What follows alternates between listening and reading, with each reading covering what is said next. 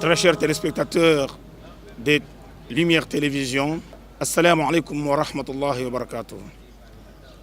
Alhamdulillah, wa salatu wa salam ala rasulillah, louange à Allah, que la paix d'Allah et son salut soient sur son prophète Muhammad sallallahu alayhi wa sallam, ainsi qu'à toute sa famille et ses compagnons, et à tous ceux qui suivront la voie de la vérité et la voie de l'islam jusqu'au jour de la résurrection. Amma ba'du. Aujourd'hui, notre émission s'intitule l'éducation des enfants. L'éducation des enfants. Pourquoi l'éducation des enfants?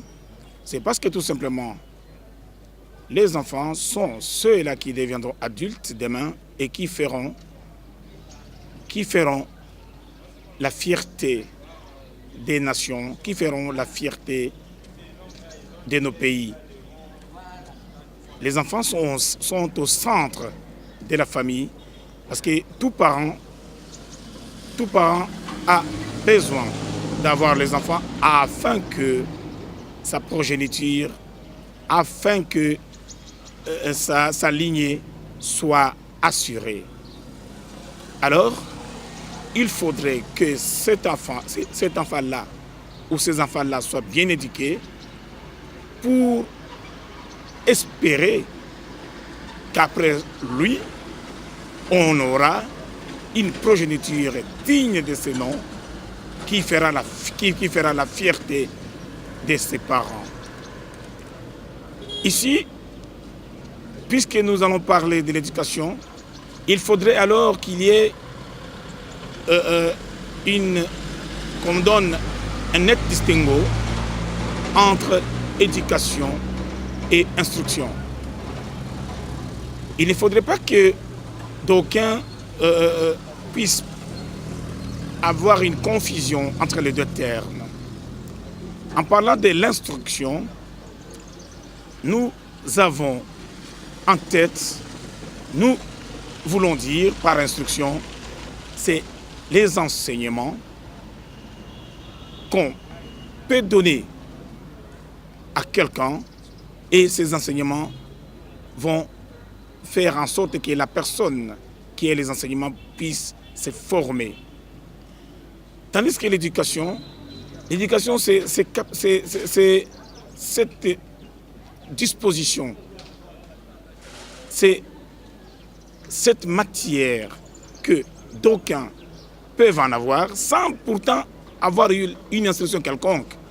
Mais ce sont des prédispositions pour que la personne puisse faire corps avec ce qu'il aura eu. Et cette éducation peut être de diverses manières. Donc, la nourriture, la façon de se nourrir, la façon de s'habiller, la façon de parler. On peut ne pas être à l'école, tandis qu'on peut être bien éduqué, pourtant on n'a jamais été à l'école. Mais les connaissances acquises sur le banc scolaire, ça, c'est ce qui est de ce qu'on appelle l'instruction. Maintenant, l'émission d'aujourd'hui, notre épisode, le premier épisode de notre émission, l'éducation des enfants, nous allons nous atteler à parler de l'éducation prénatale. Oui. Par l'éducation prénatale, nous voulons dire cette éducation que peut avoir un enfant qui est dans le ventre de sa mère. L'éducation prénatale, c'est cette communion entre la mère et son fœtus, entre la mère et son bébé, tandis qu'il est encore dans son ventre. On s'est posé la question, comment un enfant dans le ventre de sa mère peut être éduqué? Oui, l'éducation est là. Pourquoi? Parce que tout simplement, une mère qui ne communique pas avec son enfant, bien sûr, cette mère-là ne sait pas communiquer.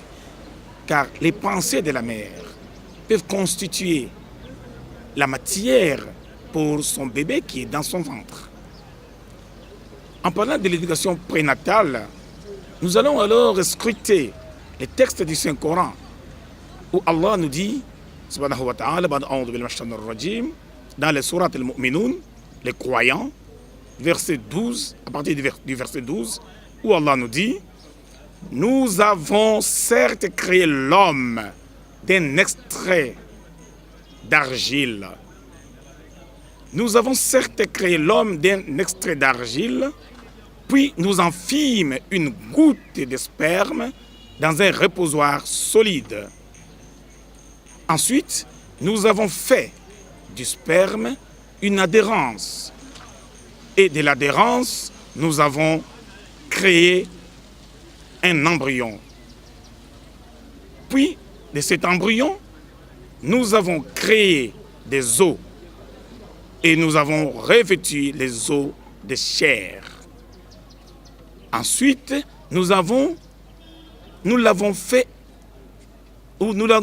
créé un être pratiquement différent. Et Allah de dire Tabarakallahu ahsanul khaliqin. Louange soit à Allah, le meilleur des créateurs. Le fait que Allah subhanahu wa ta'ala nous parle des cycles de création, les cycles de la création d'un enfant dans le ventre de sa mère, où Allah décortique notre création en parlant d'abord de la création à partir de l'argile. L'argile, et Allah dit un extrait d'argile. Et puis Allah va créer encore l'homme à partir d'une goutte de sperme. Et alors, la goutte de sperme va changer de forme dans le ventre de la mère. Les versets que je venais de lire ici, où Allah nous dit وَلَقَدْ خَلَقْنَا الْإِنسَانَ مِنْ سُلَالَةٍ مِنْ طِينٍ ثم جعلناه نطفة في قرار مكين وخلقنا النطفة علقة فخلقنا العلقة مضغة فخلقنا المضغة عظاما فكسونا العظام لحما ثم أنشأناه خلقا آخر فتبارك الله أحسن الخالقين. Allah a voulu nous expliquer comment il a créé l'homme dans le ventre de sa mère en passant de cycle à cycle. Et c'est toute une éducation que l'enfant dans le ventre de sa mère est en train d'apprendre. L'enfant est en train d'être formé dans le ventre de sa mère en passant par des cycles divers et diversifiés. Et le prophète Muhammad sallallahu alayhi wa sallam de nous dire dans le hadith d'Abdullah ibn Mas'ud, où il dit, l'envoyé d'Allah, dont la sincérité est confirmée, nous parlait ainsi, sallallahu alayhi wa sallam, il disait, c'est sous la forme des spermes qu'est la création de chacun d'entre vous, et d'abord rassemblé dans le ventre de sa mère, durant 40 jours. Puis, sous la forme d'une adhérence, durant une même période. Et puis, sous celle d'un embryon, durant 40 jours encore. Puis, lui est envoyé l'ange qui vient lui insuffler l'esprit, ar-ruh. Et l'esprit reçoit maintenant l'ordre de proférer 4 paroles. Celle qui fixe ce dont sera faite sa subsistance. Ça, c'est la première parole. La deuxième parole, c'est celle qui accomplira, c'est-à-dire qui va fixer les termes de sa vie, c'est-à-dire il va vivre combien d'années sur terre, combien de mois, combien de jours. La troisième parole que l'ange va insuffler, va proférer sur l'enfant, le nouveau-né, qui n'est pas encore né, qui est dans le ventre de sa mère. La troisième parole, c'est les œuvres qu'il accomplira. Et enfin, celle qui fixe s'il sera heureux ou malheureux. Cet enseignement-là, c'est ce qu'on appelle la prédestination. Où c'est là? Dans le ventre de sa mère. L'enfant dans le ventre de sa mère, la prédestination est déjà là. D'aucuns accusent l'islam ou les musulmans comme s'ils seraient, eux, fatalistes. Non. La fatalité n'est pas la prédestination. La fatalité, c'est ce qu'un homme peut dire. Si c'est écrit que je mangerai aujourd'hui, alors je mangerai, comme ça je ne cherche pas. Je dors jusqu'à ce que Allah, Dieu de sept cieux, vienne mettre la nourriture dans ma bouche. Non, puisque vous êtes paresseux, monsieur, souffrez que c'était prédestiné ainsi que vous allez mourir de faim, car vous êtes un paresseux, ingrat, dans le sens où vous n'êtes pas en train de remercier votre Seigneur de vous avoir créé, vous allez rester ainsi et mourir de faim. Voilà la fatalité. La prédestination, c'est cette capacité à quelqu'un de chercher la bienfaisance de son Seigneur, tout en sachant qu'il ne peut avoir que ce qu'Allah a prescrit pour lui. Le musulman est sûr que il ne peut lui arriver que ce qu'Allah a prévu pour lui, a prescrit pour lui. Et ça, le musulman est sûr, tout en cherchant les voies et moyens pour attraper ce qu'Allah lui a donné, lui a prescrit.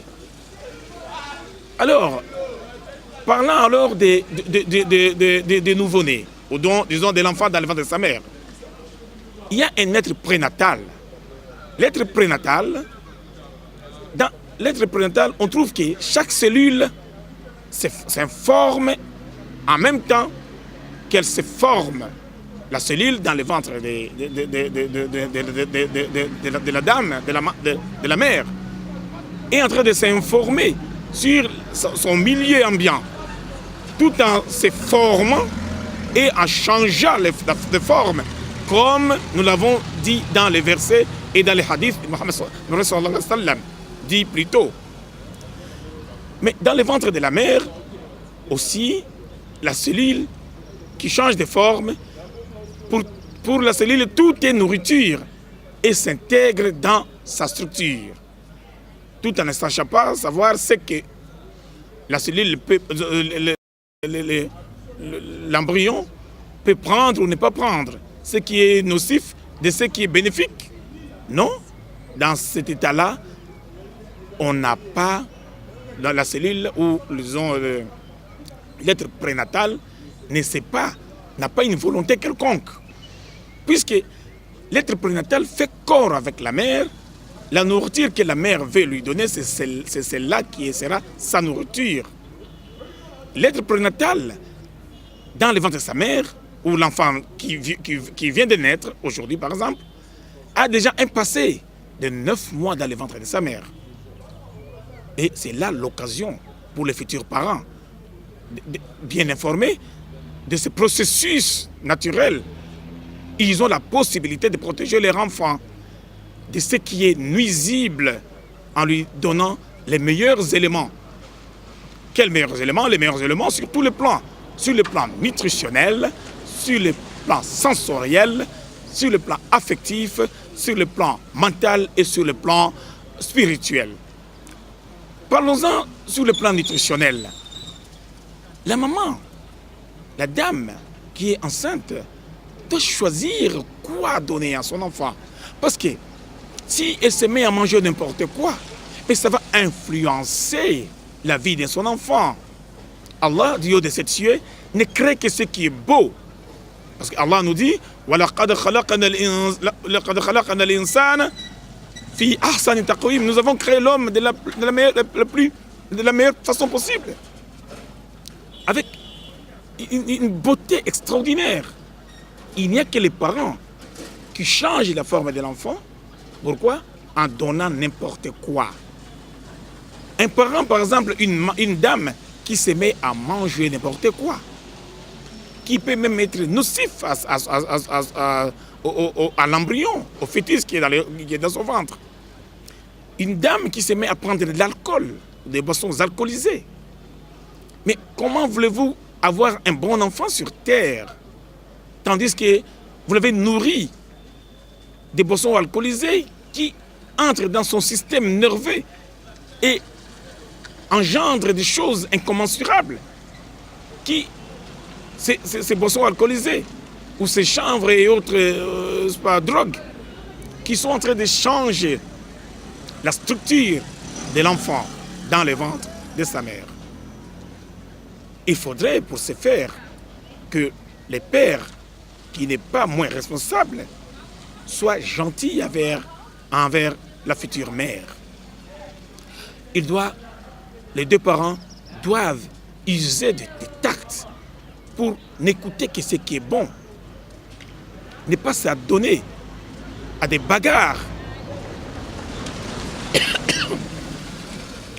Les parents ne doivent pas se battre, ne doivent pas se mettre à s'injurier.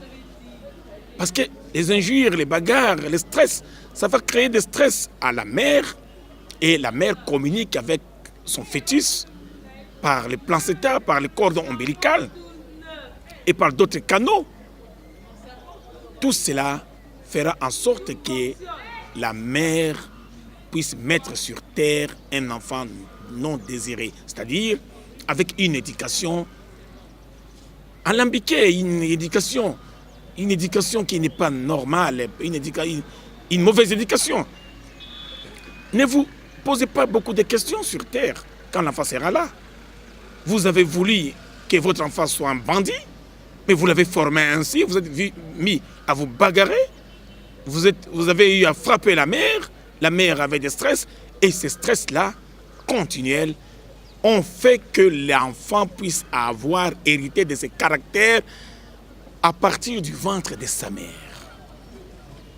Il faudrait que les parents puissent avoir une éducation exemplaire afin qu'ils puissent eux aussi donner la même éducation.